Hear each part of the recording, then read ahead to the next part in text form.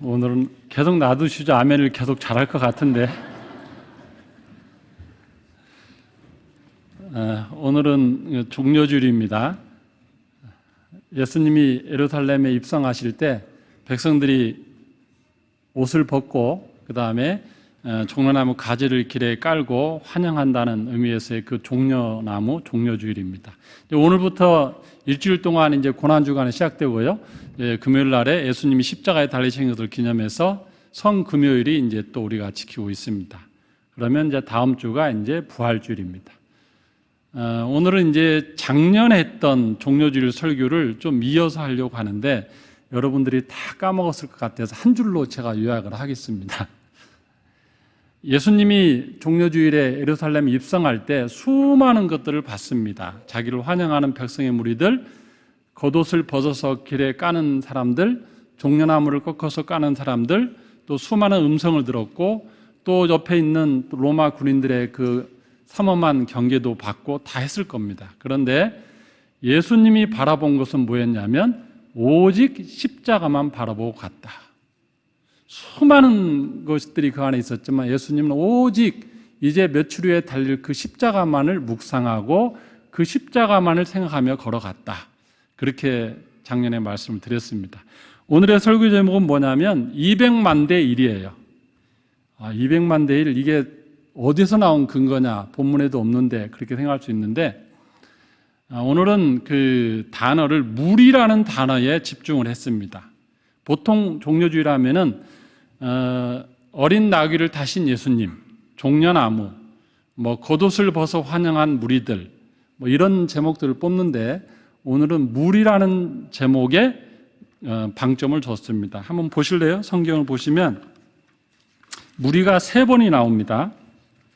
8절에 무리의 대다수는 그랬고요. 그 다음에 9절에 보면 앞에서 가고 뒤에서 따르는 무리가 소리 높여 이르되 이렇게 했고요.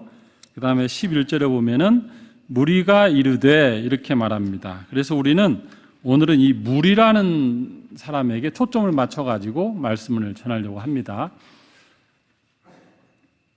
여러분 한번 질문하겠습니다. 당시에 예수님이 이 예루살렘 성에 입성할 때에 예루살렘의 백성의 수는 몇 명이었을까요?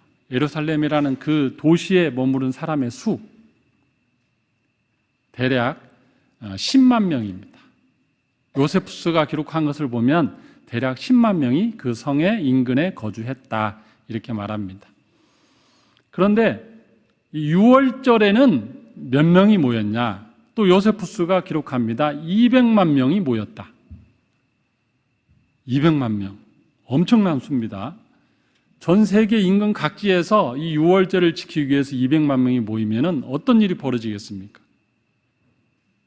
실감이 안 나죠? 예를 들어보겠습니다. 우리나라 도시로 공주를 제가 찾아봤어요. 네이버로 10만 한국 도시 쳤더니 몇 개가 나오는데 공주가 10만이 조금 넘어요. 공주시가. 공주라는 데를 저도 가봤지만 굉장히 조그만 도시예요. 근데 그 조그만 곳에 어떤 인구가 들어왔냐면 대구가 230만 정도 되거든요. 그러니까 대구 인구가 전부 대구 시민이 공주시로 다 들어간 거예요. 그러면 어마무지하죠. 난리도 그런 난리가 아닐 겁니다. 그 와중에 유월절을 지키기 위해서 양은 또 얼마나 잡아야 돼요? 각 집안별로 하나씩 잡는다고 쳐도 4인 가족 하나에 한 명을 잡는다 치면은 양을 50만 마리가 그날 막 여기저기서 다 끌고 사람들이 다 올라가는 거죠. 인근에 있는 양떼를 키우는 사람들 새끼 양 다 올라가지고 목동들이 다 또 성전 쪽으로 올라가고 인구는 200만이고 이러니까 어마무지한 거죠. 그래서 제가 200만 대 1이라고 이렇게 오늘 제목을 정한 겁니다. 무리들은 200만이었다. 근데 200만이 그냥 얌전히 있었던 게 아니에요. 오늘 본문을 보면은 소동을 피웠다고 그랬어요. 소동. 9절 보겠습니다. 앞에서 가고 뒤에서 따르는 무리가 소리 높여 외쳤다. 예수님이 오시는데 이 무리들이 소리 높여 외쳤어요. 그리고 뒤에 10절에 보면 예수께서 예루살렘에 들어가시니 온 성이 소동하여 이르되. 우리는 그게 어때? 예수님이 왔으니까 크게 소리질러 환영했고 온 성이 술렁술렁했고 별 그렇게 느낌이 없죠. 그러나 그때 당시를 보면 거기는 지금 굉장히 위험한 상황이에요. 평소에는 로마 군대가 가이사라 빌립보라는 곳에 주둔합니다. 예루살렘에 조그만 데 주둔하지 못하고 가이사라 빌립보가 로마 총독이 있는 곳이에요. 거기에 군대가 딱 이렇게 주둔하고 있다가 이 6월절 같은 때는 예루살렘의 사람들이 200만 이상이 모이니까 어떻게 합니까? 로마 모든 군대가 예루살렘 성으로 들어와요. 들어와서 그 성전 근처에 로마 주둔 그 야영지가 있습니다. 거기에 딱 대기를 하는 거예요.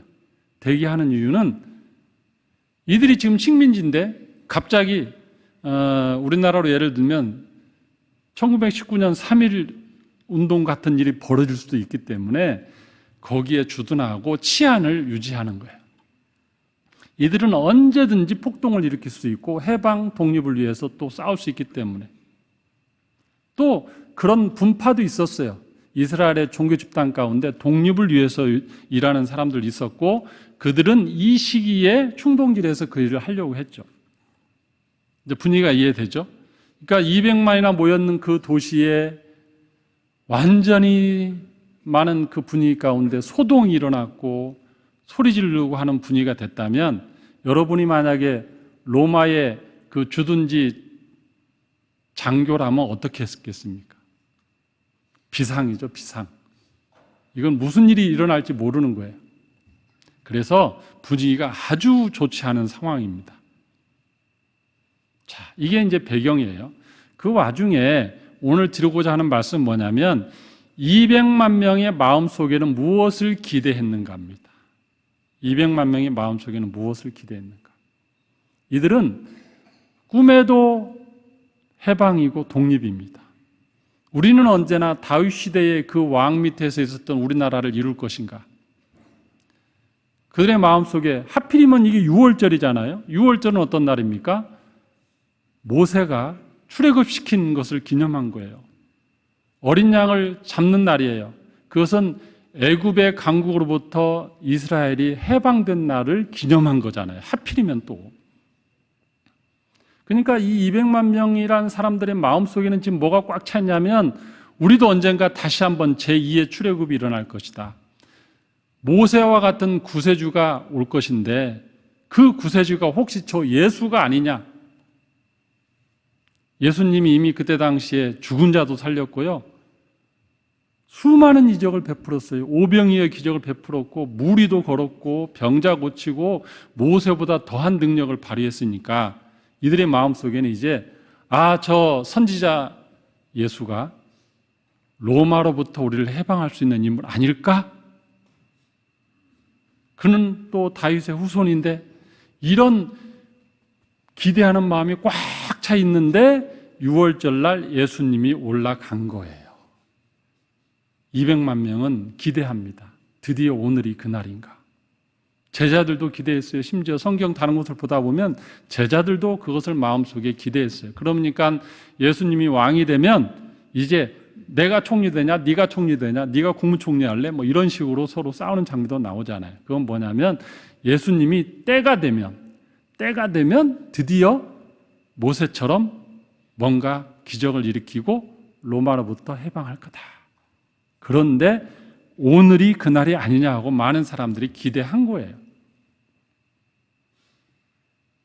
자, 그런데 예수님은 어땠다고요?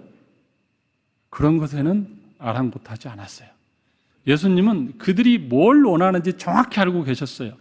그러나 예수님은 계속 가십니다. 뭘 향해서? 십자가를 향해서. 예수님은 전혀 다른 해방의 생각을 갖고 있었습니다.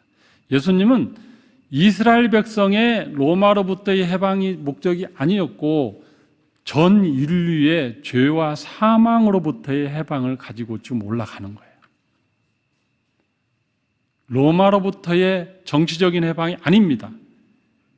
예수님은 지금 이 땅에 오신 목적이 뭡니까?